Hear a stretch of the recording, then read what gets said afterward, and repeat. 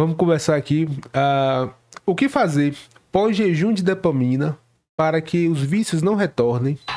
Não entendi, perdão. O que fazer pós-jejum de dopamina para que os vícios não retornem? Interessante. Lembrando, gente, o jejum de dopamina, ele não vai extinguir, propriamente dito, os seus comportamentos de dependência. Ele tende a diminuir que isso aconteça, né? Então, assim, ela pergunta o que fazer, né, para que isso não volte.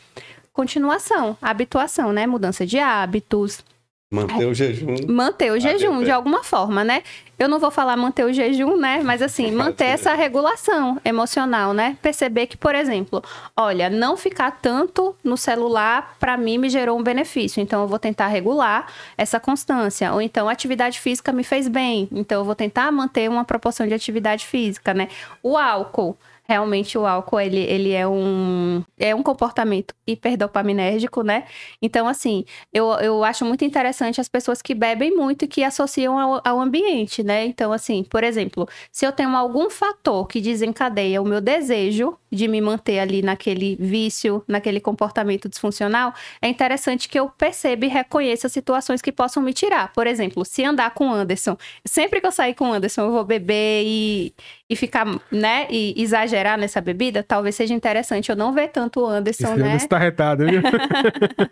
Ou então, por exemplo, se eu sei que comer muito chocolate me faz mal, talvez seja interessante eu não comprar tanto chocolate assim. Então, ir tentando fazer essas pequenas mudanças para ir tentando manter essa regularidade. Como diria Thomas Jefferson, o preço da liberdade é a eterna vigilância. Perfeito. Sempre a fazer esse acompanhamento. Está em estado de hipervigilância mesmo. O tempo todo. Quanto tempo de jejum é necessário para sentir alguma diferença? Tem estudos muito interessantes que falam sobre a neuroadaptação, né? Então, alguns estudos falam que a partir de 14 dias, o seu cérebro começa a se acostumar. Outros estudos mostram de 21 dias, né? Então, entre 14 e 21 dias, você começa a se adaptar a uma nova realidade. Então, tudo que depois desse tempo, você começa a ir se regulando de maneira contrária. Vou tentar manter a meta dos 30 minutos por 21 dias, só ver se dá uma melhorada. Assim, tem dia... Os resultados são muito positivos. Vamos lá, como é que funciona essas questões? Tem dia que você tá super. Você hoje... Vou manter esses 30 minutos. Tem dia que você já não tá... Também você fala, hoje eu vou dar uma extrapoladinha. Mas aí que vem o problema. A questão é abrir precedentes, né? Então, você abre o primeiro precedente hoje, então você vai sentir a flexibilidade. Ontem eu pude aumentar de 30 para 1 hora, hoje eu também posso. Hoje eu vou tem dar nada não, né? E aí, vou dar uma compensada. Nada não, É verdade. Então, entra na situação de hipervigilância que você mencionou. Que tipos de impactos físicos e sociais você observa em pacientes com o uso excessivo de tela? Os prejuízos na saúde física, na saúde mental e nas relações, né? Então, esses pacientes que não se relacionam tanto, que apresentam prejuízos no casamento, com os membros familiares, na escola, no processo de aprendizado, nas questões fisiológicas, isso afeta muito o sono. Então, não tem como a gente ter uma saúde se a gente não tem o nosso sono regulado, a alimentação também, né? Então, as pessoas comem menos e comem muito comidas com alto teor de gordura, alto teor de açúcar, né? Coisas muito rápidas, também compensatórias. E aí acabam ganhando peso, desenvolvendo outras doenças, diabetes, enfim, obesidade. Então, são muitos prejuízos relacionados a todos os âmbitos mesmo. Social, emocional, fisiológico. Quais estratégias você recomenda para reduzir o tempo de tela? Atividades que exijam de você estar conectado no aqui e agora e de você com você mesmo, né? E que você não precise necessariamente de um outro ou de algum artigo eletrônico para que isso aconteça, né? Então, por exemplo, ler um livro, o hábito de leitura é muito interessante para desenvolver. Encontrar algum tipo de atividade física. Hoje a gente não tem só academia, né? Então, tem várias possibilidades de atividade física. Encontrar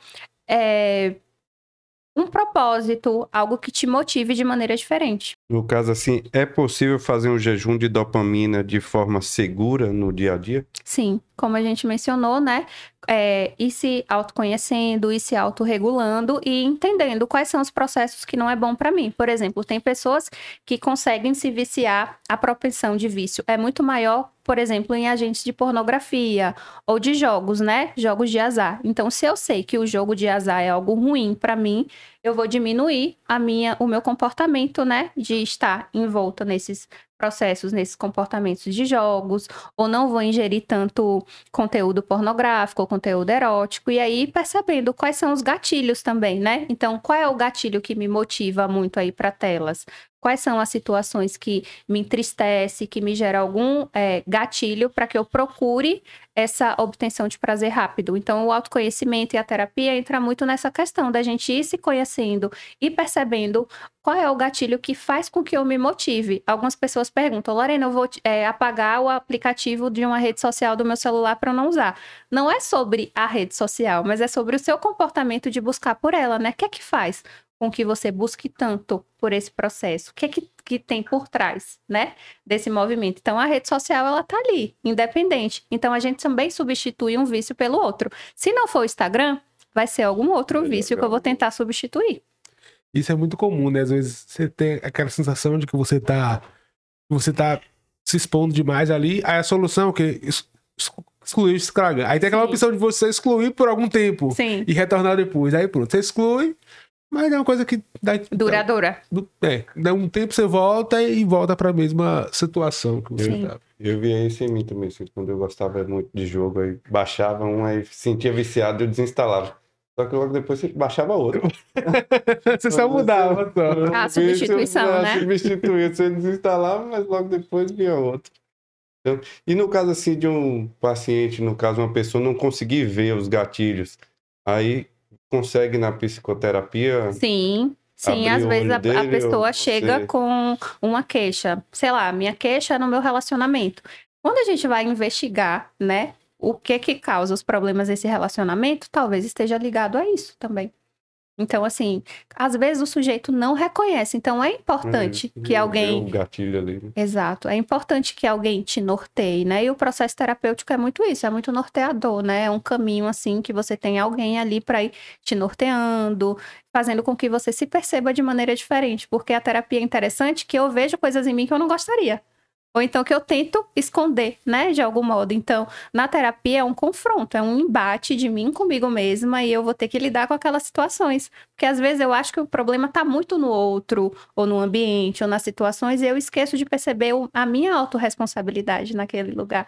Então, a terapia não é fácil. Eu brinco que não é fácil não, mas é muito importante pra gente. Não é fácil, não. Tem esse papo de sair da zona de conforto. Fala, moça, mas o nome da zona é conforto. Por que eu tenho que sair dela?